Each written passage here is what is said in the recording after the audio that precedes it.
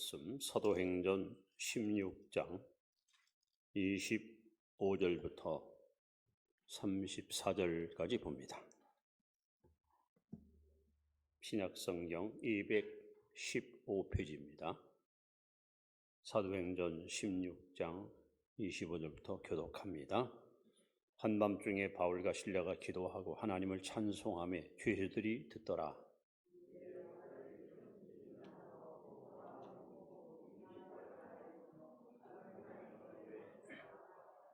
간수가 자다가 깨어 옥문들이 열린 것을 보고 죄수들이 도망한 줄 생각하고 칼을 빼어 자결하려 하거늘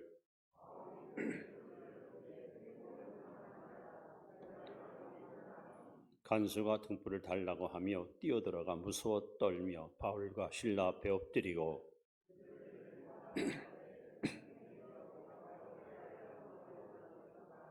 이르되 주 예수를 믿으라. 그리하면 너와 네 집이 구원을 받으리라 하고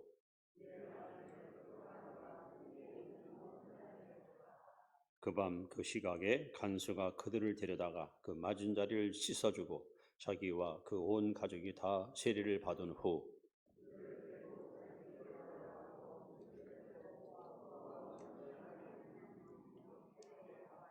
아멘. 우리 함께 예배드려서 행복합니다. 인사합시다. 항상 믿음으로 승리하시 바랍니다. 고사 성어 가운데 등하불병이라 하는 말이 있죠. 등잔 밑이 어둡다 하는 뜻입니다. 이번에 열흘 동안 유럽에 다녀왔는데 그 사계조로 조를 편성해서 전부 1조로 하루는 오스트리아에서 기차를 타고 슬로바키아라는 나라에 여행을 갔습니다. 처음 가는 길이기도 했지만 좀 설레임도 있었고 또 두려움도 있었고 또 기대감도 컸고 그래서 이제 기차를 타고 가서 여기서 내리고 또 지하철을 타고 마침 이제 식사 시간지에서 레스토랑에 들어갔는데 슬로바키아어로 써 있어가지고 도대체 음식을 알 수가 없어요.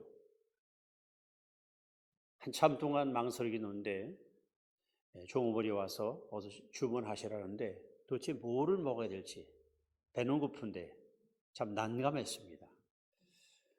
근데 역시 그 젊은 목사들이 아무래도 스마트폰 시대를 살아오는가 스마트폰을 가지고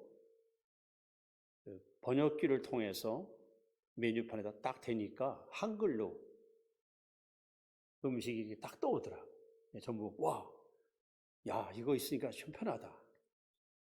모두 다 손에 좋은 기기를 갖고 있었지만 사용할 줄 모르니까 무용지물이고 아는 사람들에게는 너무 편하게 그래서 우리가 원하는 음식을 잘 주문해서 맛있게 먹었던 그런 아름다운 시간이 있었습니다.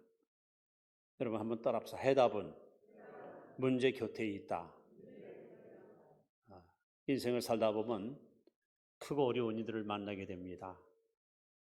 그럴 때 우리는 엉뚱한 데 가서 해답을 찾으려고 시간을 허비하고 심지어 물질을 허비할 때가 있는데 여러분 해답은 멀리 있지 않습니다. 바로 문제 곁에 있습니다. 오늘 시간은 여러분들을 감옥으로 여러분을 좀 안내하려고 합니다. 여러분 보통 누가 감옥에 갑니까? 범죄자가 하지요. 죄 지은 사람이. 그런데 오늘 제가 소개하는 사람들은 죄를 전혀 지지 않았어요. 악한 일을 행하지 않았어요. 그런데 안타깝게 감옥에 가요. 이걸 보면 참 세상은 불공평합니다. 불합리합니다. 이들은 감옥에 가서 어떻게 그 역경을 헤치고 혹은 그 고난을 뚫고 믿음으로 승리했을까?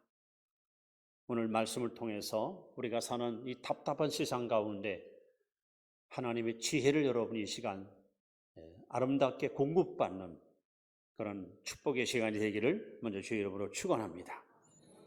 제가 오늘 네 사람을 소개하는데 제일 첫 번째 신앙의 순결을 지킨 사람 이야기입니다. 신앙의 순결을 지킨 사람 누굴까요? 창세기 39장에 나오는 요셉입니다. 요셉이 감옥 갔습니다. 자, 내용은 이렇습니다. 요셉은 태어나서 보니까 어머니가 넷이에요. 정서적으로 집안 환경이 굉장히 불안합니다. 형들이 전부 이복 형제입니다. 12형제 가운데 11번째로 태어났습니다. 문제는 아버지가 야곱이 네 여자 중에 제일 사랑하던 여인이 라헬입니다. 그 라헬의 아들이 바로 요셉입니다. 그래서 야곱은 사랑하는 여인의 아들인 요셉을 남들보다 더 깍듯하게 끔찍하게 사랑을 하고 그를 잘 아꼈습니다. 즉 편애를 했습니다. 이 일 때문에 형들에게 시기를 받습니다. 미움을 받습니다. 그래서 형들은 입만 뻥끗하면 아버지를 비난하고 요셉을 미워합니다. 그래도 요셉이가 17살 때에 너무도 희한한 꿈을 꿨습니다. 그 꿈을 보고 더 이상 마음에 감출 수가 없어서 형들에게 와서 꿈 얘기를 합니다. 형님, 제가 꿈을 꿨습니다. 한번 들어보세요. 꿈 얘기를 듣고 난 형들이 노발대발합니다. 아니 그러면 아버지와 어머니와 우리가 너한테 무릎 꿇고 너를 섬기단 말이냐? 이때부터 형들은 아주 동생을 죽이려고 작정을 합니다. 결국 안타깝게 요셉은 형들에 의해서 노예로 팔려 애굽으로 끌려갑니다. 17살 그 꿈 많은 청소년 시절에 이렇게 언어도 다르고 문화도 다른 이국 땅으로 노예로 팔려간 요셉, 그야말로 고난의 십자가를 지고 험한 길을 가게 됩니다. 그가 팔려온 집은 요런 말하면 대통령 경호실장, 즉 시위대장 보디발 집에 노예로 팔려왔는데 이 집에 팔려온 요셉은 10년 세월 한결같이 충성을 다하여 하나님처럼 주인을 잘 섬겼습니다. 그런 요셉의 충성심이 주인의 마음에 감동을 주었고 보디발은 많은 노예가 있었지만 요셉을 가정 총무로 삼고 심지어 자기 인감도까지 맡길 만큼 요셉을 100% 신뢰하고 믿었습니다. 자, 그런데 요셉의 나이가 28세, 한참 왕성했던 청년 때에 끔찍한 그리고 엄청난 힘든 유혹을 받게 됩니다. 남도 아닌 보디발 아내, 집 주인의 여자가 요셉에게 날마다 눈짓을 하면서 유혹의 추파를 던지기 시작합니다. 성경을 보시면 요셉이 받던 유혹은 뿌리칠 수 없는 굉장히 힘든 유혹이었습니다. 요셉은 언제 이 유혹을 받았을까요? 첫째는 성공했을 때입니다. 성공했을 때. 10년 세월 동안 고생 끝에 요셉은 이제 인정을 받고 가정의 총무로서 나름대로의 성공의 위치에 올라 있었습니다. 여러분, 사람이 성공을 하게 되면 어떤 불행이 찾아오느냐? 방심이 옵니다. 방심. 아, 나도 드디어 이뤄냈다. 나도 할 일 했다. 이만하면 됐다. 이럴 때 여러분 힘든 거거든요. 그때 바로 요셉에게 유혹이 온 겁니다. 뿐만 아니라 요셉은 어떻게 유혹받았느냐? 성경에 보면 요셉을 가리켜서 용모가 매우 아름다웠다. 요즘 말하면 꽃미남, 아주 멋진 미남자였습니다.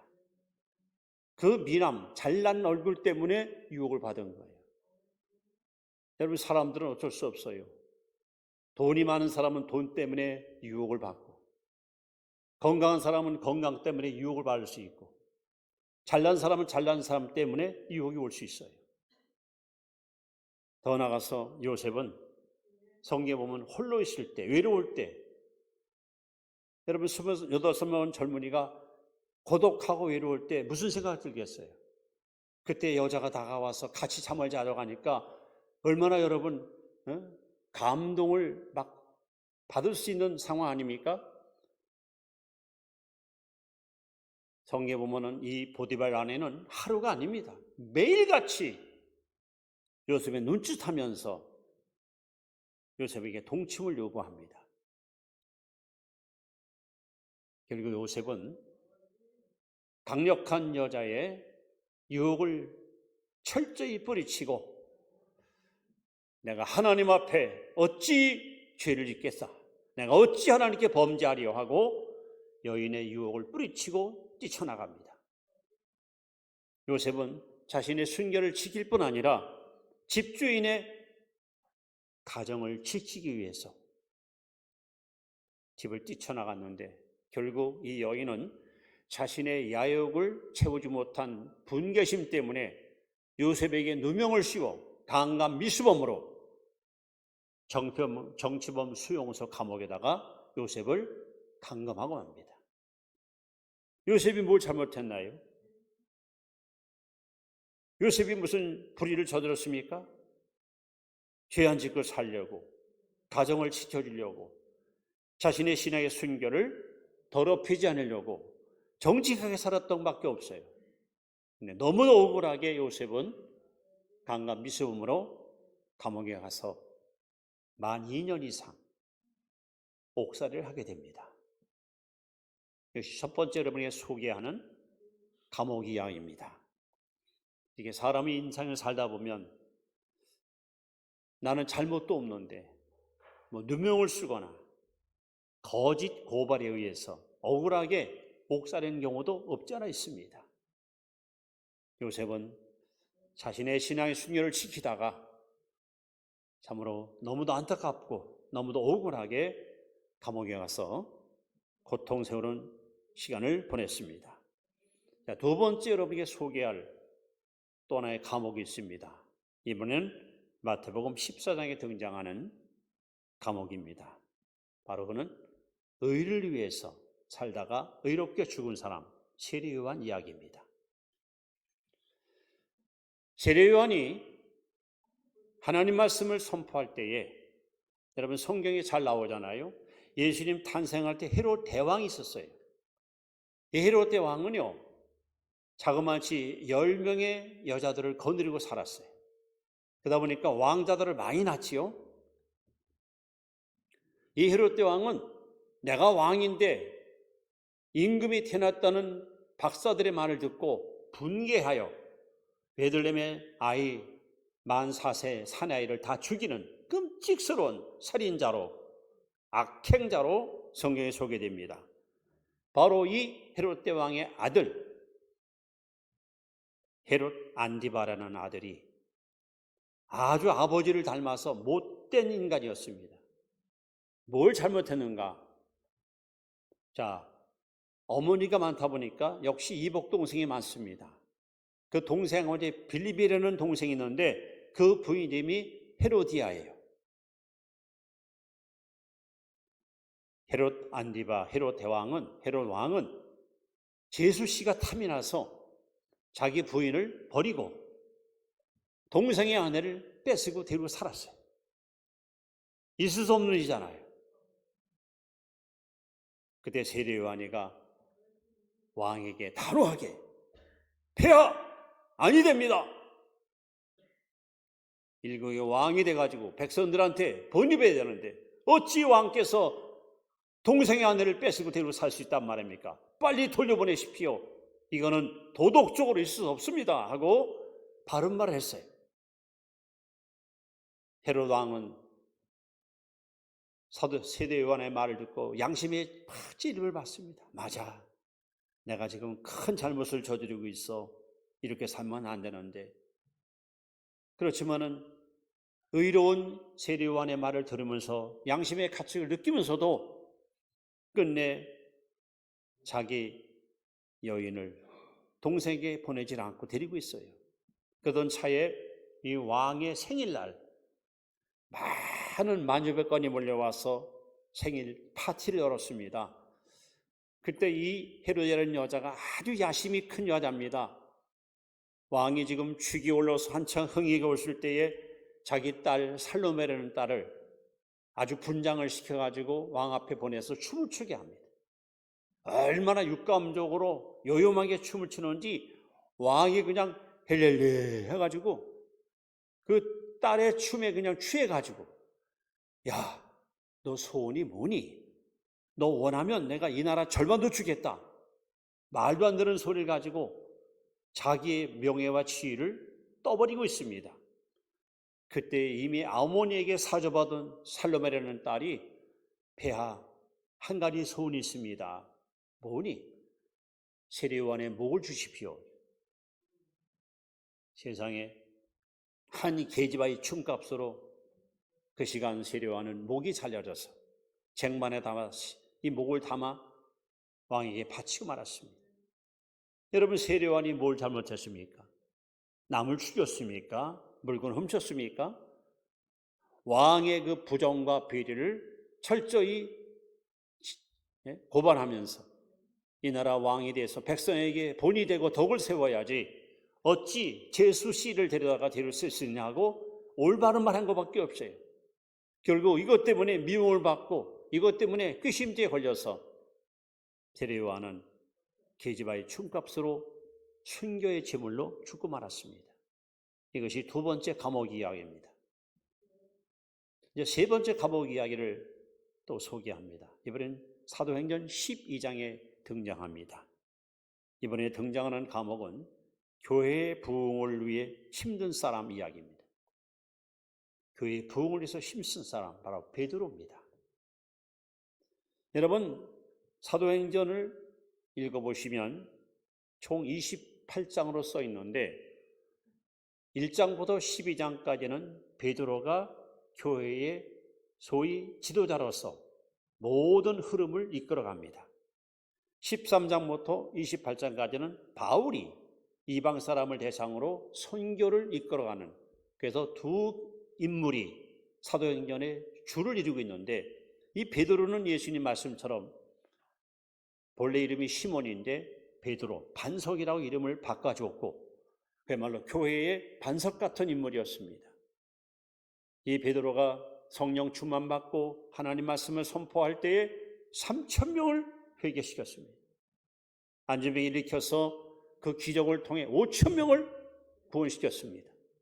가히 이 시몬 베드로는 초대교회의 부흥의 원동력이었고 근간이었고 뿌리였습니다. 베드로 때문에 얼마나 많은 사람들이 구원을 받고 하나님의 백성으로 거듭납니까? 그들 찰나에 역시 또 하나 헤롯이 등장합니다. 이 사람은 헤롯 왕의 손자인데 헤롯 아그리파 1세입니다. 이 사람이 예수님의 제자 중에 주님이 사랑했던 야고보를 갖다가 여러분 처형합니다. 야고보가 최초의 순교자.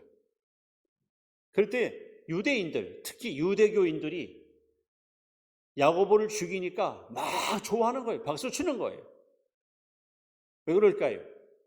원래 유대교는 모세 때부터 1500년 동안 이어왔던 정통 종교고 기독교는 신흥 종교인데 세력이 점점 커지니까 불안하기도 하고 시기심도 나고, 그리고 그 일을 주도했던 인물이 죽으니까 유대인들이 좋아할 수밖에 없죠. 그랬더니 헤롯이 유대인들한테 더 환심을 사기 위해서, 야, 이참에 저 베드로도 잡아다가 가둬버려, 내일 아침에 죽여버려. 그래서 베드로가 감옥에 갇힙니다. 베드로가 무슨 죄를 졌습니까? 교회를 부흥시키기 위해서 헌신한 것밖에 없어요. 병사들 16명이 2시간씩 조를 짜서 4명씩 베드로를 철저하게 감시합니다. 이제 베드로는 꼼짝 못하고 새벽에 사형장에 끌려가서 죽을 수 있는 위기를 만납니다. 다행히 사도행전 12장 5절에 보시면 베드로는 옥에 갇혔고 교회는 그를 위하여 하나님께 간절히 빌더라. 마가다라바에 모인 성도들이 하나님 앞에 얼마나 절박하게 부르짖고 기도했어요. 하나님께서 한밤중에 천사를 감옥에 보내서 잠들어 있는 베드로를 깨워 일어나라, 허리를 동이라, 나를 따라오라. 그래서 베드로를 극적으로 끄집어냅니다. 그러나 베드로가 탈옥을 했습니다. 문제는 뭐냐? 베드로는 살아났는데 베드로를 지키지 못한 병사 16명은 왕의 명령에 의해서 다 죽고 말았습니다. 이것이 바로 세 번째 등장하는 감옥 이야기입니다. 그리고 오늘 네 번째 등장하는 오늘 본문의 이야기, 바로 생명을 살리는 사람, 바울 이야기입니다. 바울은 왜 감옥 갔습니까? 바울과 바나바는 사도행전 13장 수리 안디옥 교회의 최초 해외 선교사로 파송받은 자들입니다. 사도행전 13장부터 15장까지 1차 선교 여행을 성공적으로 마치고 돌아와서 이제 선교 보고를 합니다. 그리고 16장부터 다시 2차 선교 여행을 시작하게 되는데 바울은 하나님께 기도했습니다. 그는 아시아 쪽으로 복음을 전하고 싶었던 열망이 있었습니다. 그런데 성령께서 계속해서 가로막습니다. 힘쓰고 애써서 아시아로 가렸더니 성령께서 가지 마라 계속해서 하나님께서 거절하십니다. 그래서 사도 바울이 들어와 오늘날 트로이에서 한번 기도하다가 환상을 보게 됩니다. 마게도냐의 한 사람이 환상 가운데 나타나서 마게도냐로 와서 우리를 도와주시오 하는 환상을 보게 됩니다. 그래서 바울은 하나님이 아시아가 아니라 유럽이로구나. 유럽으로 나를 인도하시는구나. 그래서 마게도냐의 첫 성 빌립보에 도착을 하여 마침 안식일을 만나게 돼요. 그래서 바울은 어디 기도할 곳이 없을까 하고 기도처를 찾다가 옷감장사 누디아 경건한 여인이 기도하는 모임에 있는 것을 만나게 됐고 거기에 가서 그들에게 복음을 전하는데 성경에 이렇게 써 있습니다. 하나님이 누디아의 마음을 여사 바울의 말을 경청하게 하셨더라. 여러분 이 시간도 하나님 여러분의 마음의 문을 활짝 열어주시기 바랍니다. 그래서 이 누디아가 바울을 통해서 온 가족의 구원받고 세례를 받습니다. 바로 이 누디아라는 여자가 하나님 앞에 간절히 기도한 거예요. 하나님, 이 유럽에도 복음을 전할 사람을 보내주세요. 이 땅에도 예수님을 증거할 사람을 보내달라고. 이 한 여자의 기도가 세계 역사의 판도를 바꿔놓은 거예요. 바울이 누디아 집에 머물러 있으면서 빌립보 지방을 순회하게 되는데 많은 사람들이 어느 곳으로 몰려가기 시작합니다. 저 사람들이 어딜 가는가? 따라가 봤더니 어느 한 처녀가 점을 치는 거예요. 점을 치는데 너무 기가 막히게 귀신같이 맞히는 거예요. 근데 실상 성경에 보면은 점 치는 귀신이 이 여자를 철저하게 여러분 사로잡고 있어요. 이 점 치는 귀신 있는 여자가 바울을 보는 순간 소리를 지릅니다. 저분은 하나님의 지극히 큰 주의 종이라. 생명의 복음을 전하는 하나님의 사람이라고. 바울의 마음이 괴로워서 나사란 예수로 명하노니 귀신은 나오라 하고 이 여인을 깨끗하게 치료해 주었습니다. 오랜 세월 귀신에 붙잡혀 살았던 불행한 여인이 바울을 통해서 고침받았어요. 그럼 상을 받아야죠. 칭찬받을 거 아닙니까? 여자를 앞세워서 돈을 가로챘던 주인들이 돈줄이 끊기니까 관아에 가서 고발을 했고 관리들이 달려와서 바울 일행을 무참히 구타합니다. 옷을 벗기고 몽둥이로 때리고 감옥에다가 손과 발을 쇠사슬에 묶어서 여러분 감금시켜버립니다. 그래서 바울은 순전히 좋은 일 하다가 생명을 살리다가 억울하게 빌립보 감옥에 갇히고 말았습니다. 자, 제가 소개했던 네 사람, 요셉도, 세례 요한도, 베드로도, 바울도 죄짓고 감옥 간 것이 아니에요. 요셉은 신앙의 순교를 지키다가, 세례 요한은 의롭게 살다가, 베드로는 교회를 부흥시키다가, 바울은 생명을 살리다가 억울하게 감옥에 들어갔습니다. 자, 문제는 이들이 그 감옥에서 이 문제, 자기가 처한 이 고통과 아픔 속에서 어떻게 문제를 풀어가는가 하는 겁니다. 이제 성경 어디 읽어봐도 요셉은 기도도 없었고 찬양도 없었습니다. 그래서 2년 동안 옥살이 하다가 만 30세 되는 날 바로왕의 꿈을 해몽해 줌으로 인해서 애굽의 총리로 소위 등극하는 축복의 주인공이 되었습니다. 세례 요한은 역시 감옥에서 기도도 찬양도 없었습니다. 끝까지 의를 지키다가 한 계집아의 춤값으로 목이 잘라지는 안타까운 순교의 제물로 인생을 마감하고 말았습니다. 예수님은 이 세례 요한을 가리켜서 여자가 낳은 중에 가장 큰 자라고 극구 칭찬을 아끼지 않았습니다. 베드로는 감옥에 갇혀서 뭐 했습니까? 성경에 보니까 잠을 잤어요. 몇 시간 있으면 죽는데 불구하고 뭐 살든지 죽든지 뜻대로 없어서 하고 주님께 모든 걸 맡겨놓고 편안히 자는 거예요. 반면에 성도들은 다락방에 모여가지고 베드로를 위해서 밤새 기도하는 거예요. 하나님께서 그들의 기도를 들으시고 천사를 보내서 베드로를 극적으로 살려냈지만 베드로를 지키지 못한 병사 16명이 결국 왕의 명령에서 참수당하고 말았습니다. 요셉도 세례 요한도 베드로도 아무런 반응도 없고 아무런 행동도 없이 한 사람은 죽었고 두 사람은 극적으로 살아났습니다. 그런데 바울은 아닙니다.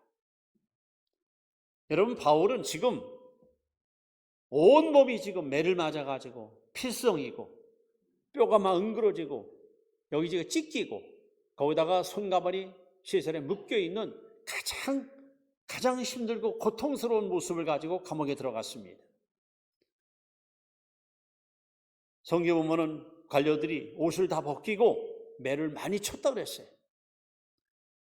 그런 상황인데 오늘 성경에 뭐라 썼습니까? 25절에 한밤중에 바울과 실라가 기도하고 하나님을 찬송하며 요셉도 세례 요한도 베드로도 감옥에서 기도가 없었고 찬양이 없었는데 세 사람보다 더 많은 핍박과 고통을 받았던 바울과 실라는 오히려 최악의 장소인 감옥에서 하나님 앞에 기도하고 하나님께 찬양합니다. 그리고 그냥 기도, 그냥 찬양 아니고 감사하는 마음을 가지고 하나님께 기도했습니다. 감사하는 마음을 가지고 찬양했습니다. 어떤 일이 벌어집니까?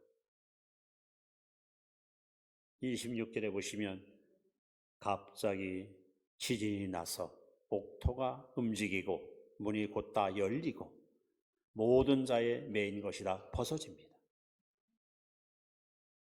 여기서 우리는 아주 중요한 교훈을 받게 됩니다. 자, 그렇다면 여러분, 세 가지 중요한 해결의 열쇠가 바로 등장하는데 여러분, 먼저 기도에 관한 이야기입니다. 자, 마가복음 9장 29절에 보시면 예수님이 하신 말씀입니다. 같이 읽습니다. 시작. 이르시되 기도 외에 다른 것으로는 이런 종류가 나갈 수 없느니라. 무슨 얘기예요? 기도 외에는 해답이 없다는 거야. 기도만이 해결의 열쇠라는 거예요. 그래서 예수님 요한복음 14장 13절에도 너희가 무엇이든지 내 이름으로 구하면 내가 시행하리라. 요셉, 세례 요한, 베드로 기도하지 않았습니다. 근데 바울은 했습니다. 하니까 어떤 일이 벌어집니까? 빌립보 지방이 지진이 납니다. 감옥문이 흔들립니다. 옥문이 열립니다. 메었던 시설이 끊어집니다. 간수가 깜짝 놀랍니다. 바울 무릎 꿇습니다. 어떻게 하면 구원받습니까? 애걸합니다. 주 예수를 믿으라. 너와 네 집이 구원받으리라. 그날 밤 간수네 식구가 다 구원받고 세례받습니다. 기도가 결국 그들을 살린 겁니다. 뿐만 아니라 여러분 찬양입니다. 자, 찬양은 또 어떤 능력이 있습니까? 자, 시편 22편 3절에 보시면 같이 읽습니다. 시작. 이스라엘의 찬송 중에 계시는 주여, 주는 걸어가시니이다. 하나님은 어디 거하신다? 하나님은 어느 곳에 오셔서 역사하신다? 여러분, 찬양은 하나님의 능력을 끌어오는 통로와 같습니다. 우리 찬송가 가운데 내 주를 가까이 하게 하면 그 가사 한번 잘 보세요. 내 일생 소원은 늘 찬송하면서, 꿈에도 소원은 늘 찬송하면서, 심지어는요 숨질 때 되도록 늘 찬송하면서. 바울은 비결을 알았어요. 찬양해야 하나님이 역사하신다. 찬양해야 하나님이 일하신다. 뿐만 아니라 세 번째, 감사입니다. 이번에는 시편 50편 23절 말씀에 하나님께서 우리에게 또 약속하신 말씀이 있습니다. 자, 시편 50편 23절 같이 읽습니다. 시작. 감사로 제사를 드리는 자가 나를 영원롭게 하나니 그의 행위를 옳게 하는 자에게 내가 하나님의 구원을 보이리. 보십시오, 여러분. 바울이 감옥에서 감사하니까 하나님의 구원이 임하잖아요. 간수 가정이 다 구원받았잖아요. 빌립보 교회가 여러분 탄생하지 않았잖아요. 그렇습니다. 문제는 어디 있습니까? 해답은 어디 있습니까? 바로 문제 곁에 있습니다. 여러분, 우리나라는 각 도마다 아주 웅장한 그 댐이, 많은 물을 저장한 댐이 있습니다. 우리 세종시에도 여기 가까운 고복 저수지가 있습니다.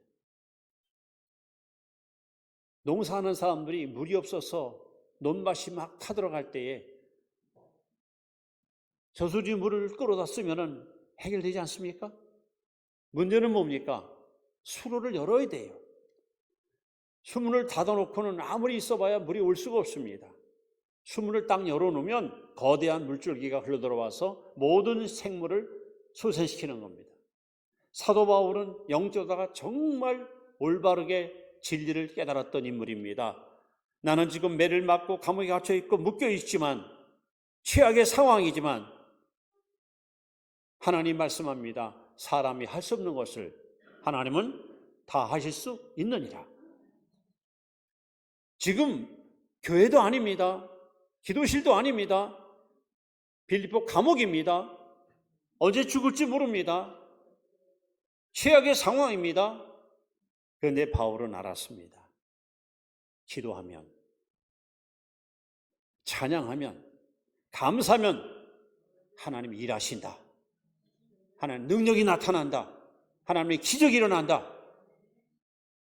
마치 수문을 열면 거대한 물줄기가 흘러 들어오는 것처럼 기도하는 순간, 하나님을 찬양하는 순간, 하나님께 감사하는 순간 하나님의 성령께서 강하게 역사하셔서 결국 나도 살고 이웃도 살리는, 모두가 사는 길이 뭔지를 바울은 알았습니다. 요셉은 혼자만 살았습니다. 세리 요한은 결국 목숨을 잃었습니다. 베드로는 역시 혼자 살았습니다. 반면에 16명의 병사들이 그들 처형을 당했습니다. 근데 바울은 아닙니다. 나만 살았습니까? 아니요. 간수를 살렸습니다. 그 식구들을 살렸습니다. 그리고 빌립보 교회가 세워져서 신약성경의 모범적인 교회, 가장 으뜸된 교회, 부흥하는 교회로 하나님께 여러분 쓰임받지 않습니까? 여러분, 해답은 문제 곁에 있습니다. 오늘 여러분의 하루의 삶이 마치 감옥에 갇혀 있는 것 같이 답답하고 힘들고 짜증나고 속상하고 앞길 캄캄하고 사방을 둘러보아도 모든 것이 다 막혀있고 그럴 때 여러분 한숨만 쉬고 탄식만 하면 됩니까? 때가 되면 되겠지 하고 기다릴 겁니까? 바울과 실라와 같이 여러분 기도하십시오. 하나님을 찬양하십시오. 범사에 감사하십시오. 하나님의 능력이 흘러와서 여러분을 살릴 것입니다. 여러분의 가정을 살리고 이웃을 살리고 모두를 살리는 위대한 승리 역사가 넘치게 임할 것입니다. 그렇습니다. 바로 하나님은 저와 여러분에게 해답의 열쇠를 다 골고루 주었습니다. 우리는 기도할 수 있잖아요. 찬양할 수 있잖아요. 감사할 수 있잖아요. 하십시오. 시도하십시오. 힘들 때, 어려울 때, 짜증날 때, 속상할 때, 답답할 때 탄식하시고 한숨 지시고 원망하고 불평하지 말고 바울과 실라와 같이 기도하십시오. 찬양하십시오. 감사하십시오. 역사가 일어납니다. 하나님이 일하십니다. 절망이 소망으로, 지옥 같은 삶이 천국으로, 슬픔이 기쁨으로, 불행이 행복으로 바뀌게 될 것입니다. 기도합니다. 하나님, 오늘 내